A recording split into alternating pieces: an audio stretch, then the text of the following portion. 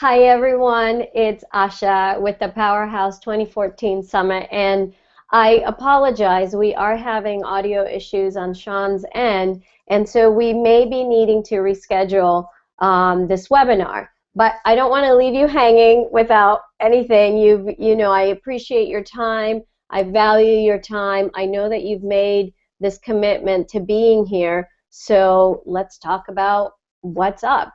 And I don't know about you, but as I've been going through this summit process and the webinars, I can see that there's a shift that's even happening for me. And oh, I hear Shawn. Shawn, can you hear me? Can you hear me? No. Okay. So as we go through this process, there's shifts that are happening for people. The emails that I'm getting, the response that I'm getting is really humbling, actually. And I do notice that there is this theme. There's these people who are very hungry for spiritual information and spiritual tools or consciousness tools, to call it something a little bit less out there, and yet this theme keeps coming up about money and the really grounding of money, and so part of what I think is important for us to talk about and to dive deep is whether, oh, Shawn, can you hear me? Actually finally can hear you. Yay! You gotta love technology. It's not loving me today, but hi.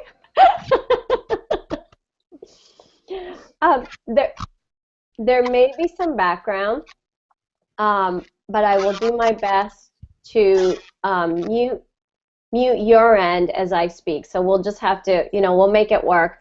So just know that I'll be having to mute you while I speak so that we don't have the background. But anyway, what I was saying, what you said something.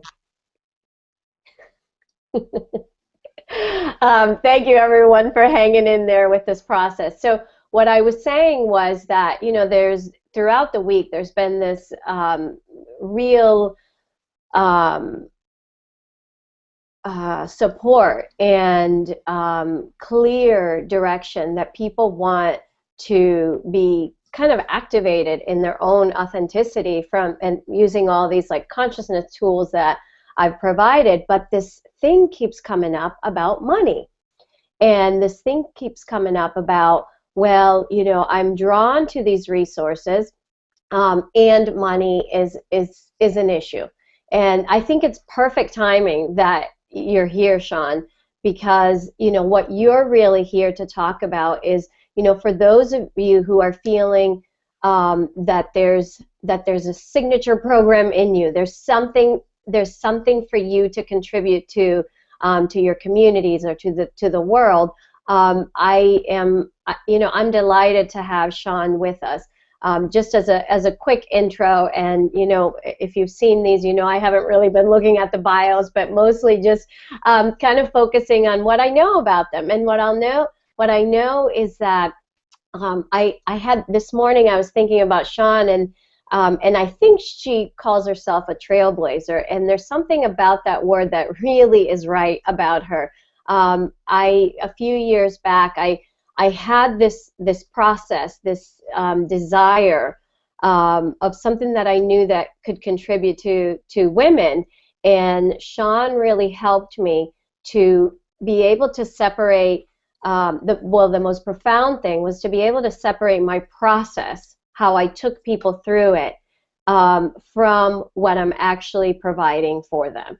And I think having her on right now is very timely for those of you who are feeling like I'm not in the right work. I want something else, and I don't really know how to get started. So with all that, Shawn, hi. Hi. Thank you for having me, and I'm glad we were able to wrestle technology to make it work today. I know, right? I'm wondering if you can kind of tell people of how you see, this topic of authenticity as it relates to the work that you do with people.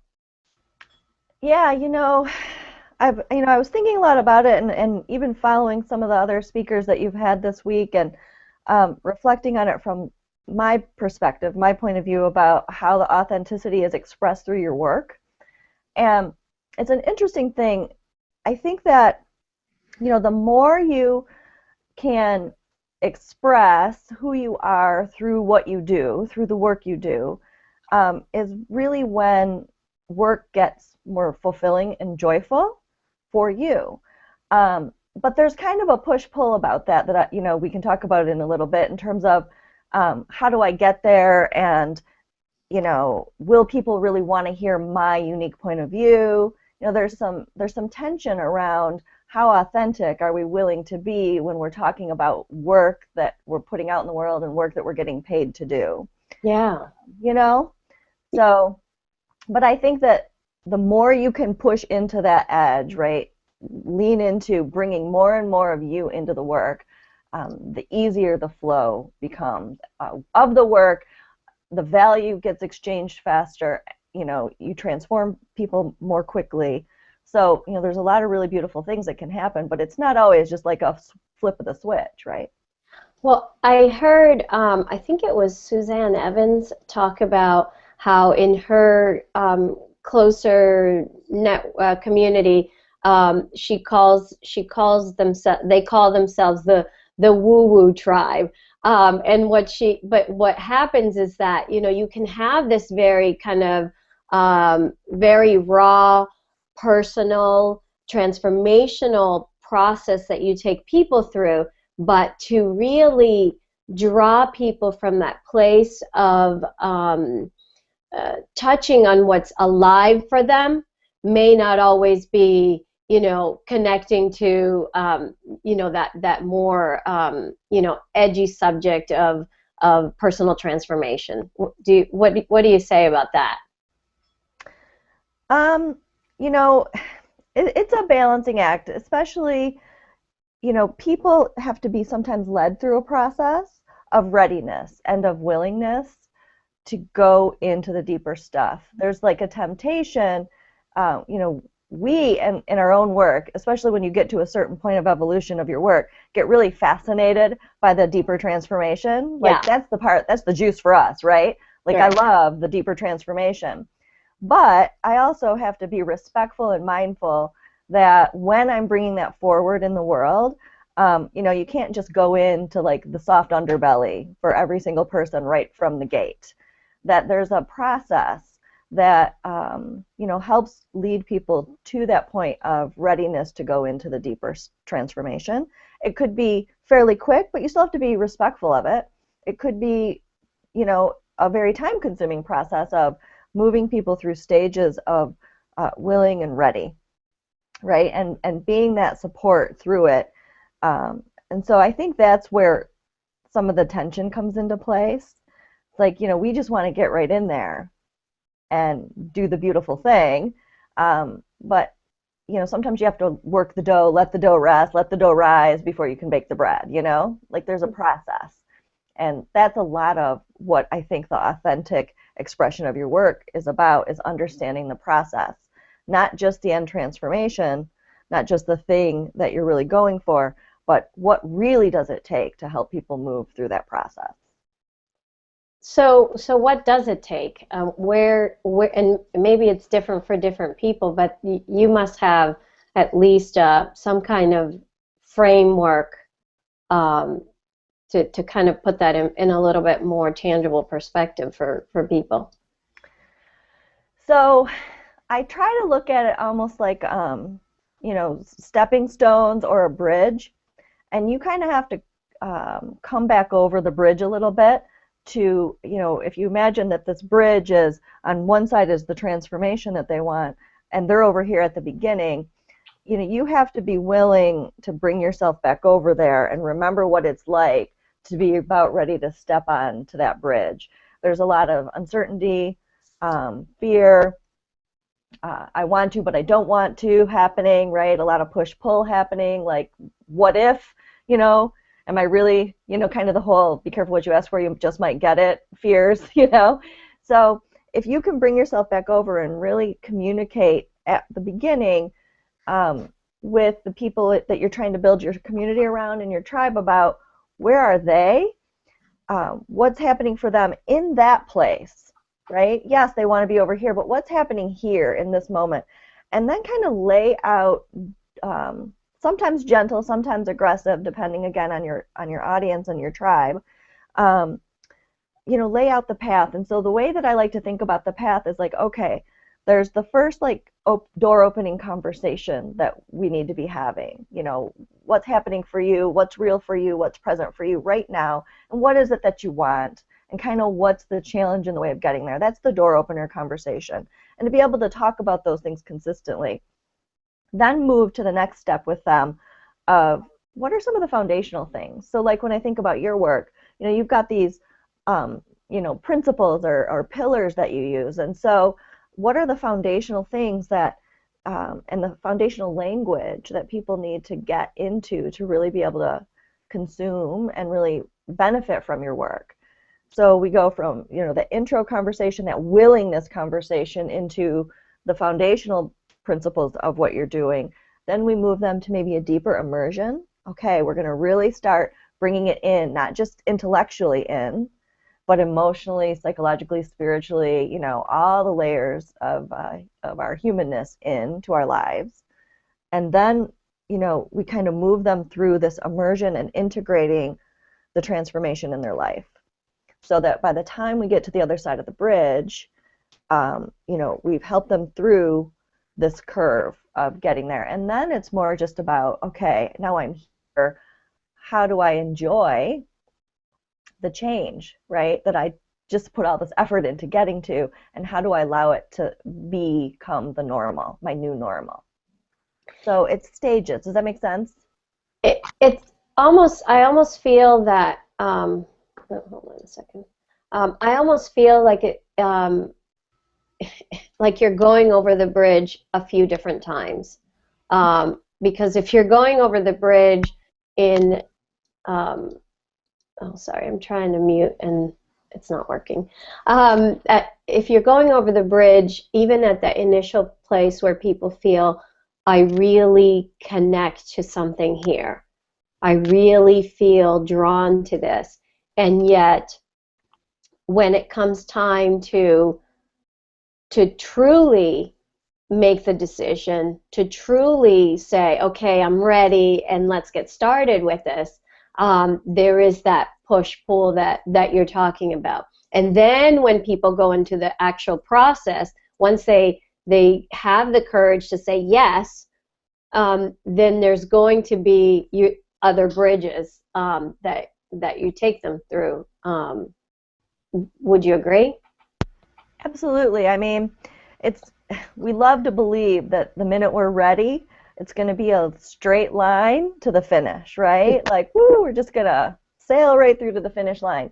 But the reality is that the reason we haven't in the past gotten to the transformation we wanted is because there are things in the way. And so you have to bridge them through the challenges.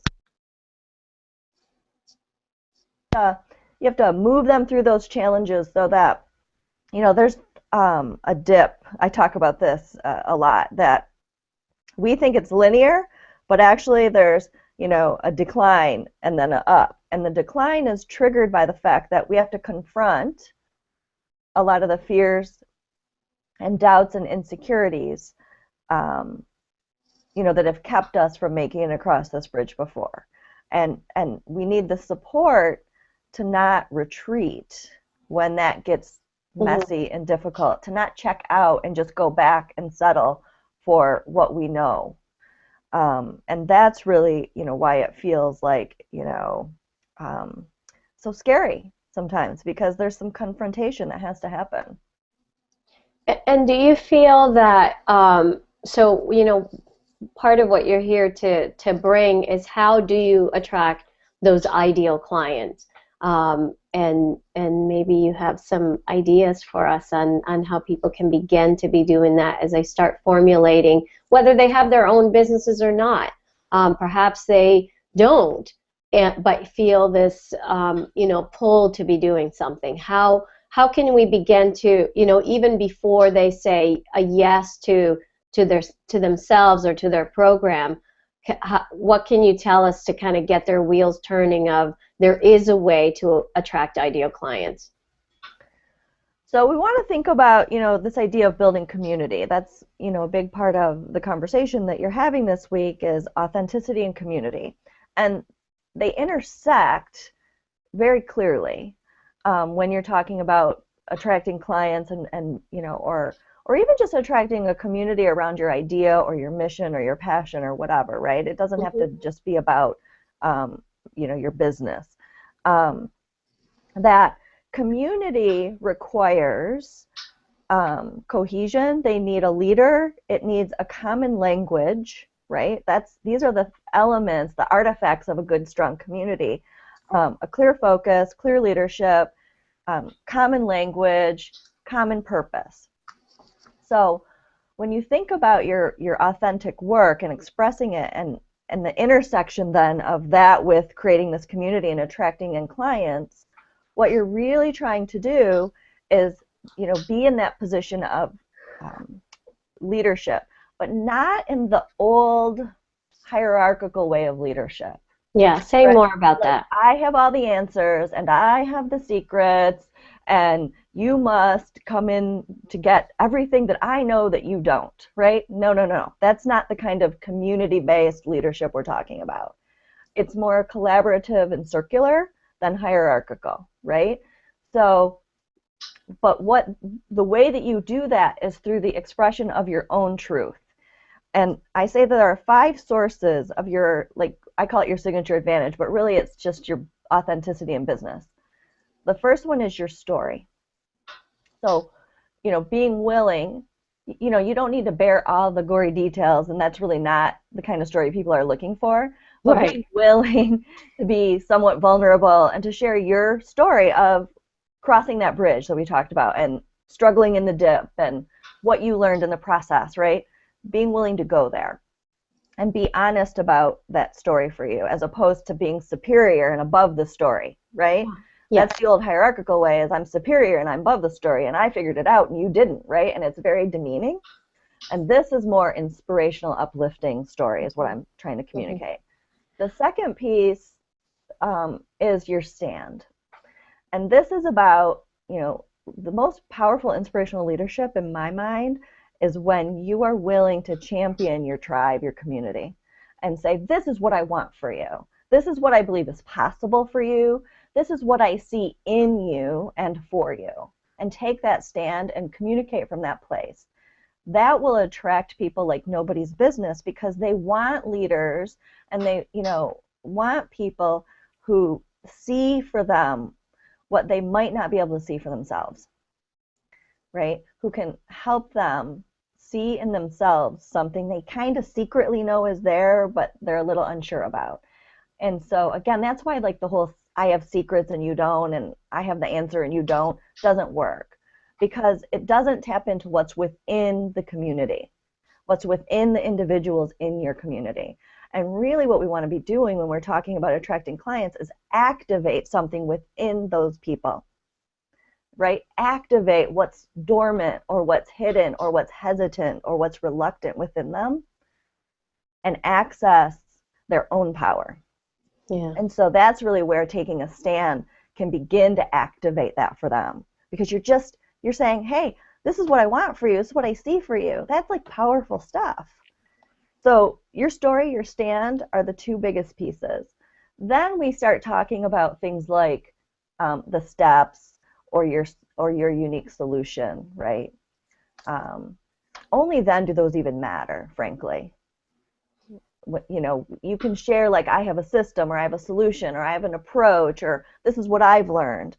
But those only matter within the context of you being willing to share the other 2 pieces. And do you, and again, sharing the you're sharing what you provide, sort of that the solution that you provide is more is again coming from that place of community. Listen, this is what I have been through. This is what I believe for you, and in my journey, this is what I've found to be powerful for me to get myself and others into this place. Is that kind of summarize it? Right. And again, meeting them where they are in the journey and introducing only the steps or the solutions that make sense for where they are. Right. So if And they're at the beginning, that looks different than if they've halfway crossed the bridge, right? so how do you know where people are at?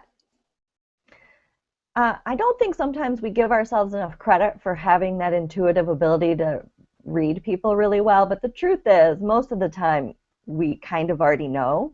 Like there's the inner knowing, but also it's an art and a skill of listening to people and tuning into where they are. Mm-hmm. The more you can be a stand for your ideal clients, for your community, the more you can be about connection to them, the easier that gets. When you get distracted or diverted by looking at, I have to do this the right way, and you get disconnected from who you're trying to serve and more focused on, I have to sell this thing, or I have to do it right, or I have to market in this way because that's what they said to do. Those are disconnecting. And then you lose your listening ear, you lose the intuitive connection. But if you can always, like I always am bringing clients back to, who are your people? What are their questions? What's at stake for them here? Like, what is at stake? What matters to them? What's that emotional thing that matters to them? And keep yourself connected to that, and you'll know the answer much more easily than if you're too worried about, well, this is how you're supposed to market, and this is how you're supposed to write a sales page, and right? Like, those things separate you. Going back to your people connects you, and you'll know, okay, some people are here and these are the signs, and some people are here and these are the signs. So almost dissecting your different groups, right? Because there may be different stages where people are, and almost dissecting and getting to really know the heart of or the essence of that place that they're in. Right. What I like, the visual that I use is I'll draw like a bullseye. So the outer ring are the people who are just coming onto the journey and beginning to be willing, right? They're at the early stages of like, oh, I'm curious, I kind of want that, what would it take, those kinds of questions. Then the secondary ring are people who've stepped onto the bridge, but maybe they've, vacillated a little bit. They've gotten so far on their own, but now they're like, oh, what's it going to take to continue? I'm not sure I have what it takes. And then the inner circle are the people who've made it pretty far across, but still haven't quite finished the journey. And so I look at, okay, depending on your market, so, mine are like trailblazers in business, how advanced is the business? How advanced are they as a leader of the business? And where do they sit in the bullseye? Where are they moving towards the center of the core transformation? And speak to those rings separately. Mm-hmm. Does that help? Yeah. And yeah. Okay. So you were on 3, your solution. Is there? So the other 2 things are just your style and like your skills and strengths. So, everyone has their own style. Like some people are challenging and kind of, confrontational, and that's their style, and that works for a certain audience. Some people are, light and funny, and that's their style. Some people are very grounded, other people are very like visionary.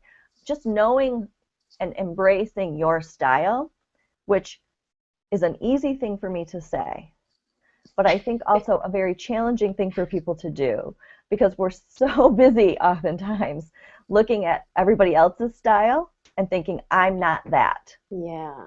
Right? Oh, wow, look at her, she's just really great on stage. I'm not that.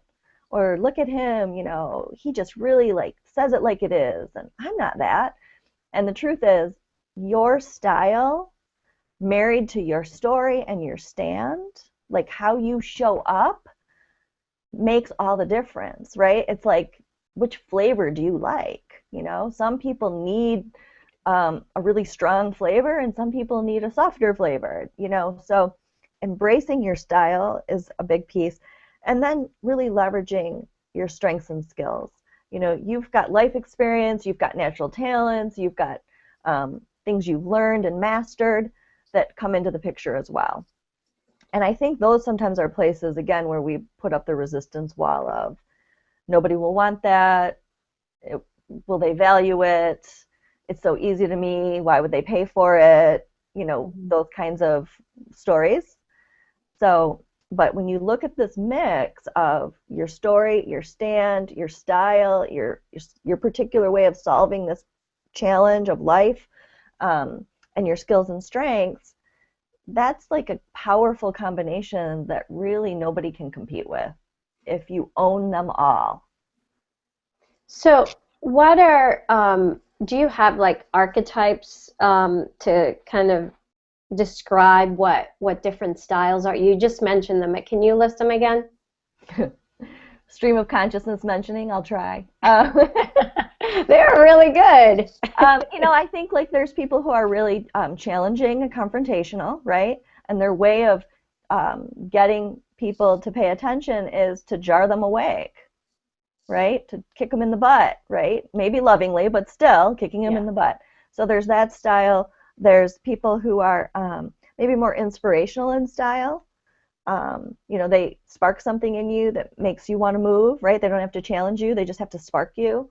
There are people who are softer and more gentle guidance, right? Which sometimes you need, you know, and sometimes you might need all of these. I don't know, you know, depending on which area of life. Like I might need a really challenging physical trainer, but a much more gentle guide in business, for example, not somebody who's going to slap me down every time I don't do what I said, right? Right. So, you know, so I think those are some examples. I think too, there's like the community builders. There are people who are just really natural connectors, and that's their style. Is, you know, they want to connect people and connect ideas and connect things. Mm-hmm. So those are some of the big ones, I think, thematically, and I'm sure there are lots of nuances. Yeah, I like the one. I think the one I compare myself to often is the funny guy. Yeah. You know, like I'm not that. Right.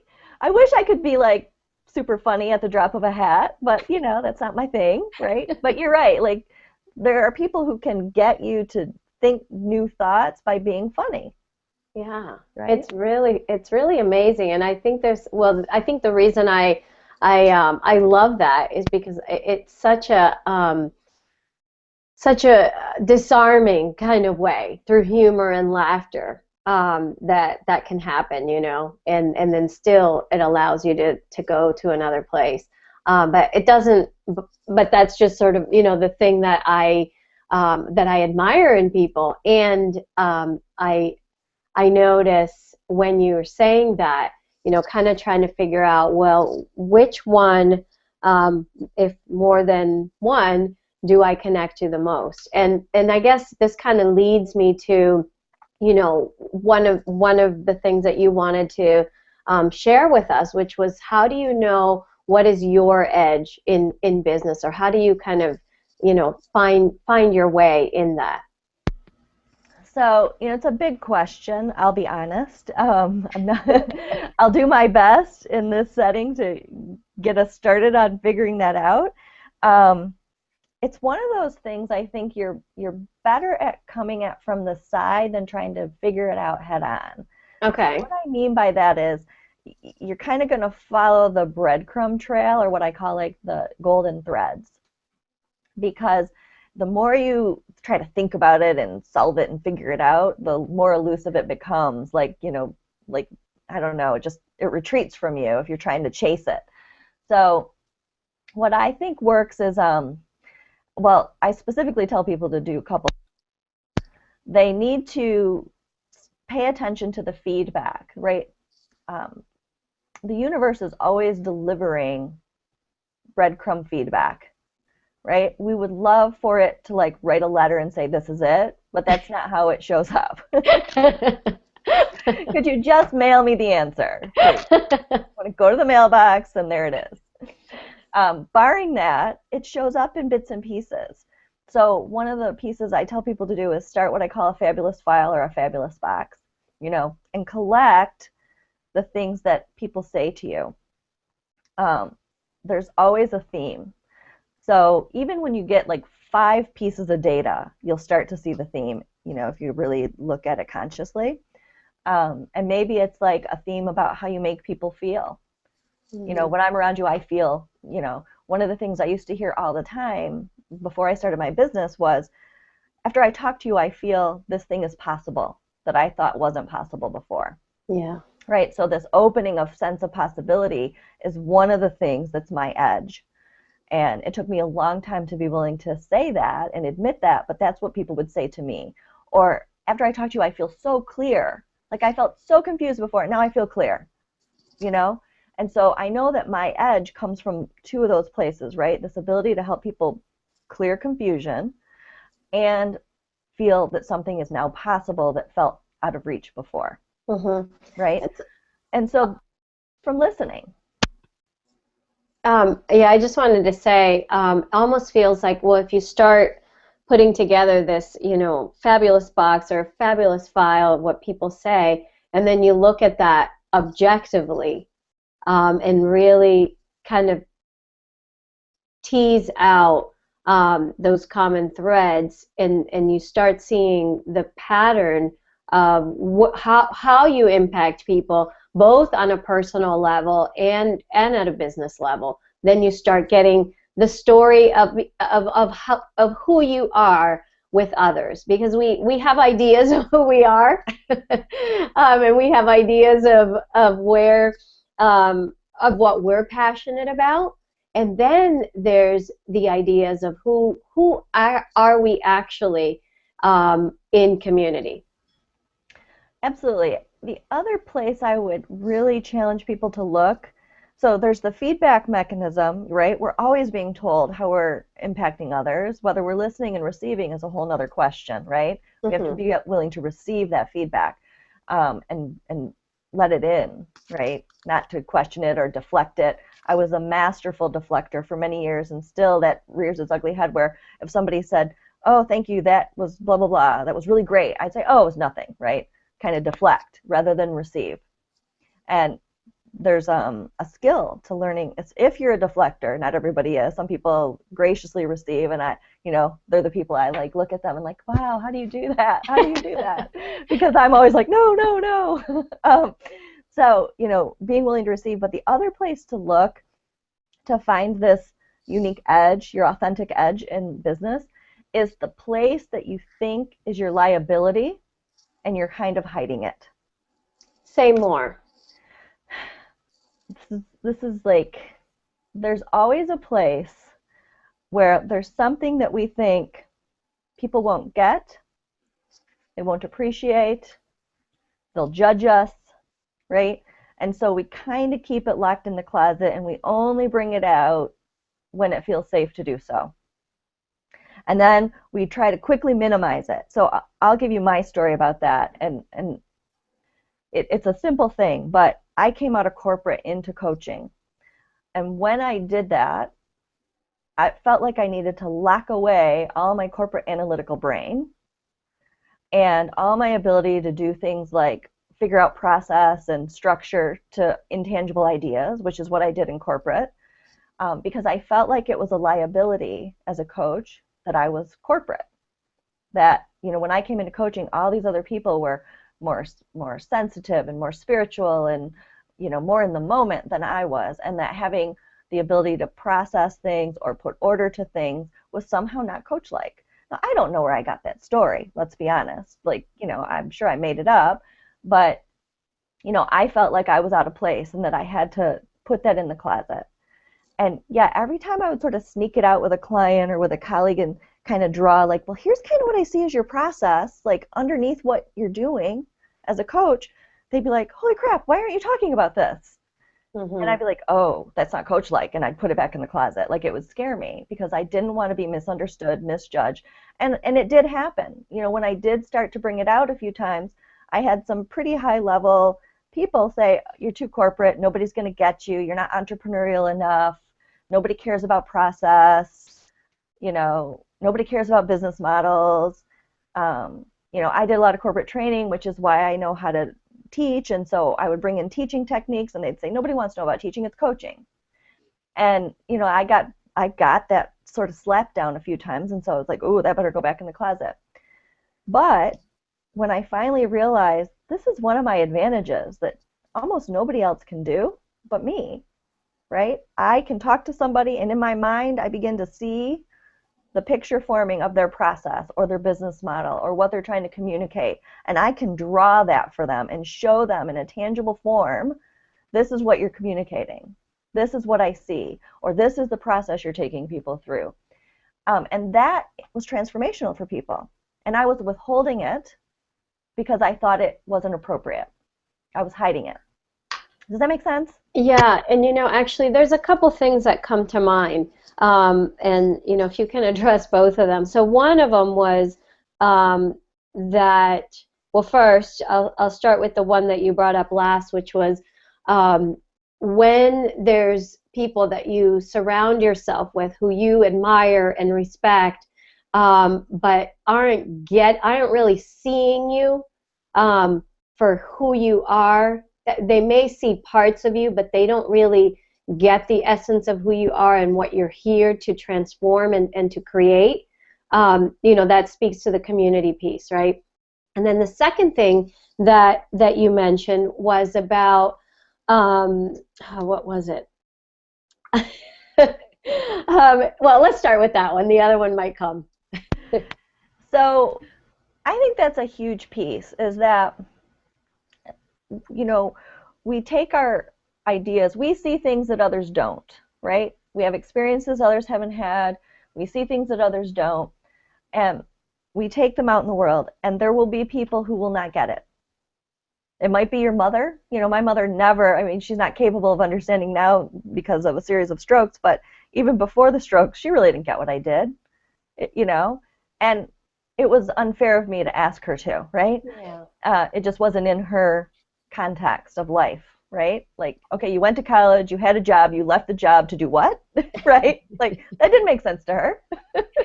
um, and so there will be people in your life who don't get it. There will be people in your life who you wish would get it, and they don't. And that can extend to mentors and colleagues and, you know, people that you admire and respect, but they're limited by their own context. They're limited by their own view of the world. And this is what I was talking about before, about the more you can stay connected to your people and see for them and Mm-hmm. see into them, right? The better your community will be. Because, and if you find a mentor who really is shooting on you, right? You shouldn't do that. You should do this instead. Do it the way I did it. Without respecting you and your story and your style and all those things we talked about that make you you and unique and like super valuable in the marketplace, Mm-hmm. super valuable in the world, super valuable in your community.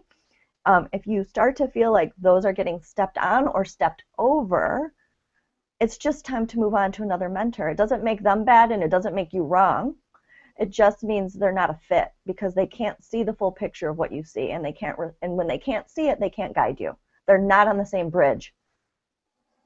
Yeah, but there's something else that comes up with that too, is that there's a discernment that you also have to kind of get on constantly, because if it's somebody that you obviously made the conscious decision to work with, and I'm speaking about the mentorship part, because we're talking about connecting here people to these visionaries, and part of and they have these obstacles, this bridge as you call it, to get to even work with somebody and to take their work to another level, whether it's personal or professional.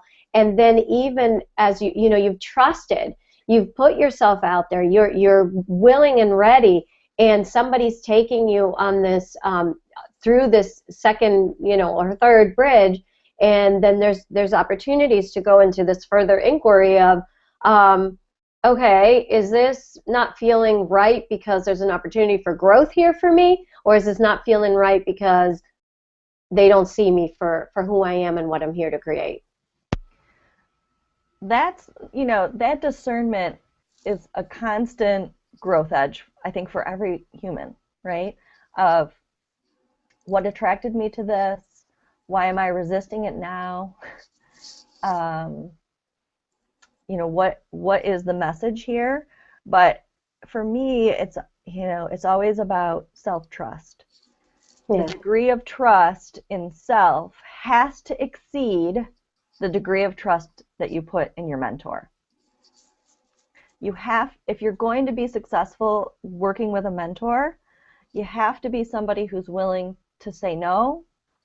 You have to be somebody who's willing to call BS when it feels like BS. Mm-hmm. Like and you have to trust your inner guidance. Otherwise, you will end up on the wrong bridge, climbing the wrong mountain. Yeah, and it won't be yours. If that's where you need to be, maybe that's where you need to be, and maybe the long climb down is, what you needed to learn. But it is about self-trust before putting trust in others. Quite often, where things go wrong in mentoring, in my opinion, and I'm totally owning it's my view of the world, is that you abdicate responsibility by handing over too much power to that person. You say, okay, I'm going to trust my business or my vision or my goals with you, and I'm just going to do what you say, right? And really, that's a very irresponsible way to be mentored, to hand it over and say, it's very parental, let's be honest, right? Yeah. I'm just going to do what you say. And when I hear somebody saying, like, my mentor let me down, I did what they said and it didn't work, I'm like, let's be clear. You kind of, I'm talking about you have to be the leader of your business. Yes. Leaders do not abdicate responsibility to somebody else. Yeah. They work in partnership. Yeah. That's really, that's really beautiful, and also very head on, that we have to take full accountability for our authenticity, what we create, how we build our lives. And I think it's very, very powerful statement, and I'm so glad that you took us down this conversation of the mentorship relationship. So I remembered the thing that I wanted to say earlier, point number 2, which is, we spoke a little bit about the woo-woo thing, right? And then just tapping into what's just the woo, right? What's just the nugget that will allow people to see the bridge that they need to cross. And how does that relate to what you called about your liability, the thing that you're hiding? Do you see where I'm going? Right. Quite often when we talk about the woo-woo side, it is something that people think is a liability. I can't show too much of that because people will think I'm weird, right? The thing we're always hiding, and that's a pretty broad statement to be making, but I think we're always hiding it out of fear of being misjudged or misunderstood, right? And that part that we're so afraid is going to be misjudged or misunderstood is often the coolest thing about us. Yeah. But it hasn't always been well received in all circles. So there is some sense of growing discernment and ability to know when to bring it out and when to present it and when not. So right, certain people in your life, they're not going to get it. Why subject them to it? Why subject you to it, right? Right. You can just call a spade a spade. They're not going to get it. But in your business life, the more you can be open about that, the more you'll bring in and attract, because we were talking about attract people who are also kind of sensitive about that thing, right? Or need that thing, or they'll feel the honesty of that. So if you're woo-woo and you're hiding it, or you're like me and you're analytical and you hide it, or or you're analytically woo-woo and you hide it. I also do, That's the edge, and the work is around trusting yourself with it, that you know when to bring it out and how to bring it out and how to honor it, rather than just sweeping it under the rug and pretending it doesn't exist, because that's really where the magic happens. Yeah. And it, kind of goes to that place of intention, right? So if the intention is to be authentically present for others and sort of tapping into like what's your style of communicating and bringing people into your community revolution, whatever it is, whether it's business or personal, it's about intention, right? Is my intention in sharing this because I need a platform for it, or is my intention in sharing this because I believe that by me sharing this part of me, it will lift you up, or it'll spark something within you, and sometimes it can also be a trigger for people. So can you talk about how sometimes those things that are really cool about you can really trigger people, and does that, and if people are triggered by that, does that mean that they're not the right person and there's nothing you can do to help them? They need to cross the bridge on their own? So, not to be overly simplistic about it, but the more strong of a stand you take, the more you bring things out of the closet that you've sort of learned over time to hide, the more likely it is someone's not going to like it, right? Someone will be triggered, right? That's just the law of averages, right? Yeah. Someone's not going to like it. We all have a decision to make, though, about how we want to be in life, right? Do we want to try to ride that very tight middle line where we just offend no one and trigger no one and everybody is happy? That line does not, frankly, exist, right? You go the most milquetoast route. It's not there. So you have to decide, like, how important is this for you to express this, and trust that even in triggering someone, you're serving them. Yeah. Right? If I'm triggered, that's my deal. That's my problem. But it also, if I'm self-aware enough, makes me ask the question. So for me, when I see somebody and they annoy me or they trigger me online, or I'm like, oh, and I feel myself just tensing all up and pushing them away, they still may not be right for me. Like, they might not be the right mentor or the right community for me. But it also invites me to look at, well, why is that a trigger? What is that saying, right? So even in their triggering me, they've served me. Absolutely. And so I try to remember that. Like, if I get, somebody doesn't like something I posted on my blog, or writes back and doesn't like an email I sent out, or, somebody got mad because I sent out a Valentine's Day sale and, wrote me a nasty email last year about Valentine's Day, or somebody else wrote me a nasty email because I started my email and said hi and their first name, and they're like, you don't know me well enough to say hi. And I'm like, I say hi to people in my neighborhood when I'm walking, and I don't even know their name. So yeah, I'm gonna say hi. Like, I'm sorry that my familiarity triggered you, but I run an intimate business model, right? There are different types of businesses. Mine is intimate. Mm-hmm. I want to know you. I want to see you. I want to connect with you, even if it's as simple as saying hi in my email. Like, I want that intimacy. I don't want the distance and the walls up. So I just have to remind myself, and it's not always easy, that, I have to show up and be me. There will be people who are triggered. Hopefully it serves them that they were triggered. But it absolutely has not a whole lot to do with me. And if I'm triggered, I should look at that. Do I think that everybody's right for you? No, absolutely not. And if they're triggered, they might not be ready. Yeah. Maybe that means they'll come back later, or maybe they won't. And same for me. There are people who've triggered me in the past that now I'm open to, as I've changed. So, but you want to focus on the people you're serving and the people that are receiving the benefit, because mm-hmm. that's going to be the bigger number, the more critical mass. You don't want to adapt yourself and your behavior to the minority. Yeah. Right? Like, you just don't. Like, if it annoys you, you don't have to read it again. That's cool. I'm sorry. Yeah. Wishing you well. So, in the early days of my business, I would get really stressed about upsetting somebody because, like, I want to, not upset people. That's not my mission, right? Upsetting people is not central to my mission. And yet, I did finally get to that point of, like, I can't concern myself with that 1%, right? What I'm here to say and do and how I'm here to be is much more important than that 1%. And if that 1% causes me to withhold, then that's bad on me. Yeah. Right? Yeah, right on. I love it.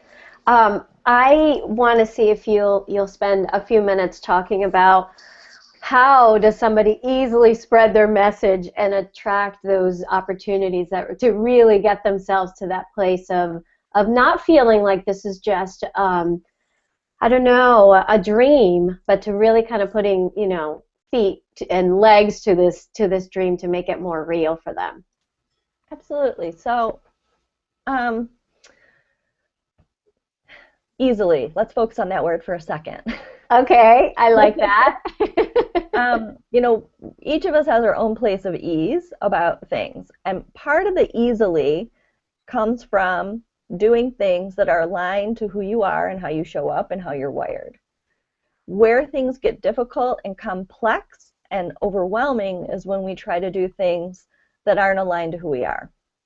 So, without taking us into a whole nother rabbit hole, I talked a moment ago about the fact that I know that I want and that I run and that I am an intimacy-based person in business.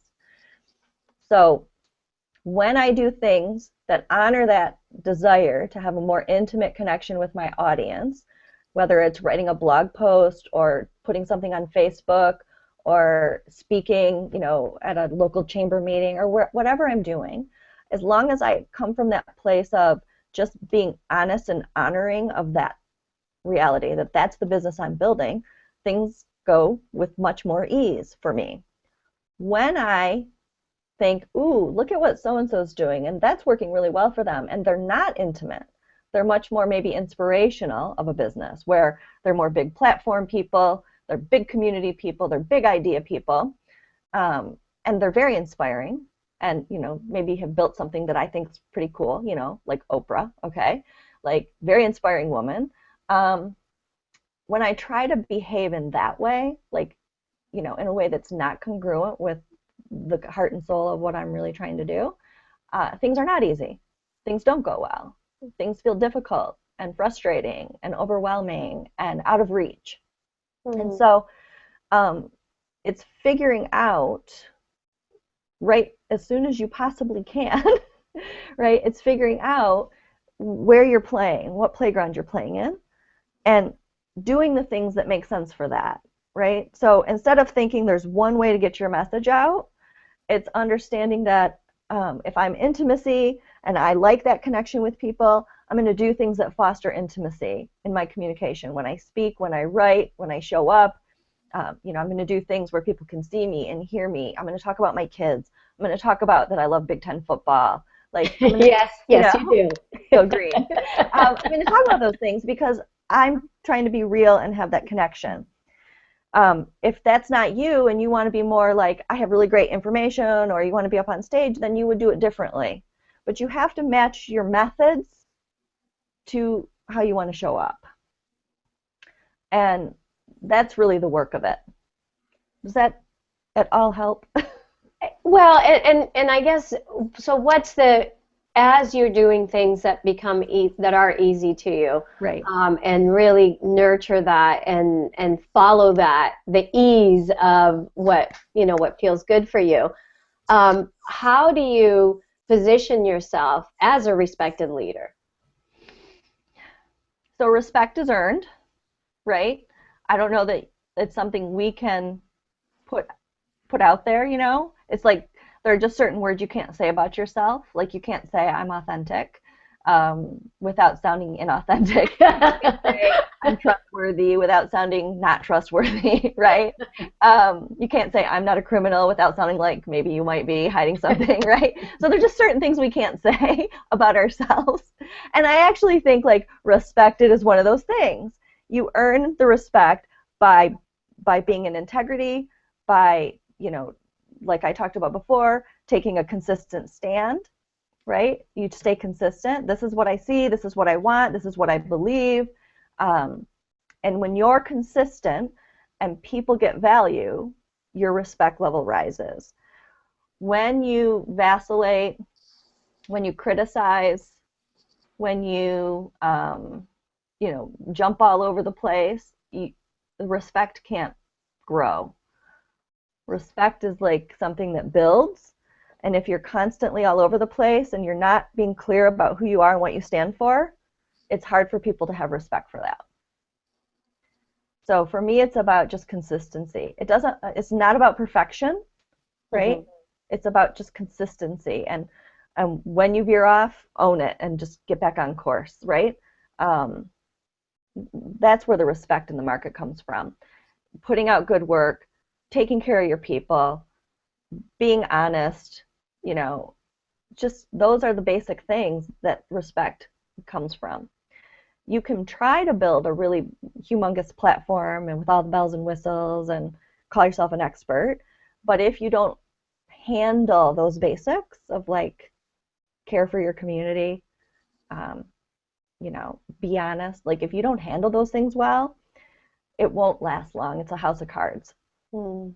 It's like character is what I'm hearing you say. It's about your character. Right. So, the world's full of a lot of celebrities and characters. I don't know that we need more. So, and really that respect is going to come just from showing up. Yeah. And, putting the work in, do the work. Well, I really, really appreciate you taking the time today. It's been another incredible bridge that you've taken us through. And I know that for those who are listening and who have been following the summit, you have put together a special page for your program. Can you tell people a little about what you have put together? So I have a program, a product that you can go through to help you figure out your unique signature advantage, and specifically looking at, what's unique about you, what's your unique message, who is the audience that you really want to attract, do the work of figuring out that, we talked about the bullseye of like where are people and, that I'm working with, and how do I discern the differences in my audience, and putting together, and discovering your secret sauce, that thing that's unique about you. And so it's broken into like 4 video lessons with some workbooks, and they can get that at ShawnDriscoll.com/powerhouse. So if you go to Powerhouse, ShawnDriscoll.com/powerhouse, and if you use the coupon code Powerhouse, it makes the product $20 less. So it's a $97 product. They would save $20 if they come from here and put in Powerhouse when they check out, and get the product for $77. Wow. And it's really just designed to help you land on what is my authentic message, who are my people, and how do I begin to communicate with them in a way that's more powerful and more authentic and build that community. Yeah.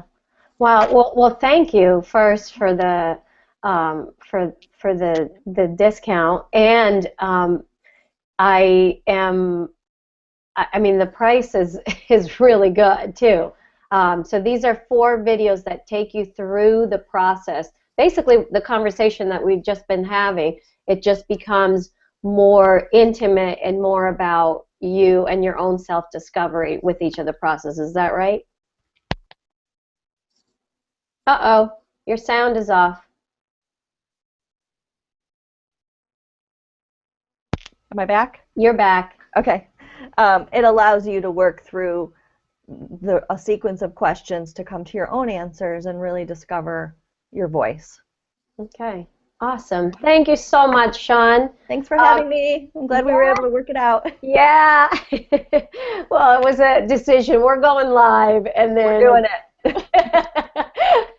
And then it just it worked out. So thank you so much for pushing through that, and thank you for your amazing wisdom and just the clarity to which the process that you take people through. So I really appreciate you doing that. I think it came at a perfect time after, you know, the ride that people have been on all week. So thank you. You're welcome. Thanks. Mhm. And for those of you who are on watching the video, if you look just underneath where the video is playing, there'll be a yellow bar, and it says, yes, I want to learn how to discover my profitable signature advantage. You click on that, and I will put in the chat room the code that you need to be putting in so that you can get that $20 discount. So that's available for you, and I hope that you really connect to some of the things that we spoke about today.